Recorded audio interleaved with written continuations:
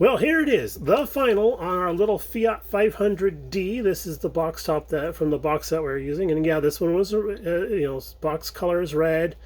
I didn't want to do the red; it was a little too cliche for me, so I decided to go ahead and do this beautiful greenish color. This is an AS29 from Tamiya. Yes, it's an aircraft color. Ooh, aircraft color on a car. Oh, how daring! Anyway, I didn't clear coat it. It just has three very thin coats of the color, and of course, Tamiya does have a very sophisticated naming process for their color system. This one is known as gray green. I don't know why I couldn't remember that yesterday, but it's what it is. We did do the accent color in TS7, which is racing white. I thought that creamy white color really goes well with this gray green color. I really like it. I mean, it's very eye catching. And I was showing this to Linda last night, my color scheme, and she goes, "This looks really familiar." I'm like, "Really? You've seen one like this before?" She goes, "No, this looks like the color scheme we just had the house painted." And sure enough, she was right. I was like, "Oh my God, no wonder why it looks so good together." I don't know. I have to shake my head. I was inspired by our house. Lots of chrome for this kit. I mean, everything that we see on the front of the car there, except for the actual little bow tie guy there, the emblem there, that's actually, everything else is chrome. We have chrome headlight buckets that actually attach to the outside of the car. I thought they would be recessed in. I was about to drill a hole, stick them in there. Then I took some closer look at some photos and realized, no, they kind of bug eye. So we left them. We just glued them to the surface as was intended by the creators of the kit. And then we have little warts here for the turn signals, and both on the sides and then in the front. Those are molded in chrome. I just hit them with some orange Sharpie because we were being quick and easy here. I do have to go back and do the chrome stripe down the center of the frunk, but I'm going to wait so my hands get a little bit more steady for that, and then probably do some masking on the other side and hit that. Wipers are molded separately. We did break this guy trying to clip him off the tree. I was like, okay, gently clip. Nerds. And then, separately molded door handles. Those are very nicely done. And then the tail markers back here, those are actually just lumps of chrome. We hit them with Sharpie really quickly to just kind of get some color on them. I didn't want to deal with trying to paint transparent paints, because you guys know, doing transparent paints over chrome pieces, you're going to do layer after layer after layer. And I didn't have the time, so I just hit them quickly with a Sharpie. I have every intention of actually going back later on in life and making them look a little better, but for right now, they're getting the job done.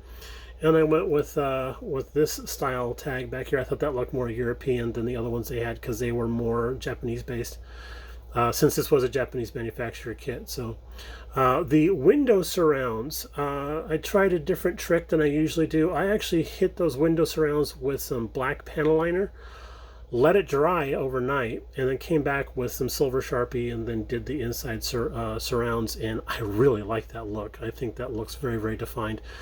The side windows are of course done with just chisel tip Sharpie. Just went around there real quick, and then we did the drip rails in silver Sharpie just to bring those out a little bit. And of course the front window, which looks a lot like a ski goggle, doesn't it? That the same type of treatment as we did on the rear. And the hubcaps, those are actually the Gundam chrome marker. I do have to do a little touch-ups here and there, because it is hard to do a circle with the type of dexterity I have today for some reason. But we're going to go around to this side here, and I'll show you his undersides. There we go. Very basic. You can see there's a few extra holes down there and stuff, and that is for the more upgraded version of this that we talked about, that would have had like a roll bar and some racing suspension and stuff like that back there. So yeah, definitely a little bit more of an upgrade for that kind of thing. But for what we needed this car to be build-wise, it was perfect. It was small, it's cute, it kept my interest all through the build. The only complaint that I have is the steering column is actually just a piece of metal that we squished the steering wheel on. There's no positive location for the steering wheel. The dash glues to the bottom of the body here, and therefore getting the steering wheel column lined up correctly was kind of a guessing game. So I did my best. And then, you know, if we hadn't cut out the windows, there would have been no way to get in. And if you had glued the top on already, there would have been no way to get in there and manipulate that steering wheel to get it as good as it is. And it's not that great. So uh, detail on this thing was actually pretty good. It does come with a gauge for the dash, the speedometer gauge. So we just went ahead and did that. Didn't bother doing any detail painting on the gauges. And then everything was nicely molded. We just had to do a little bit of sanding right back in here for the seam lines, and then right down in front here for some seam lines. And that was it. Gunsengyu hit all the other seam lines on the drip rails, and then along the hood and the front fascia here, that mold line there. So they did a really good job with this kit. Excuse me, I'm not 100% sure when this kit was produced. I'm thinking it was in the 80s, possibly 90s, but it's held up pretty well. And I would, if you find one of these for an affordable price, because I think we paid 20 bucks for this little dude.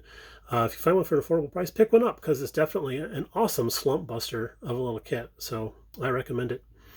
All right, y'all, I'm going to say thanks to Mr. Craig over at Mutt Modeler for hosting yet again another very, very successful 48-hour group build. You can count on my support and participation every time, my friend. You can count on that. You can go to the bank on that, as they say.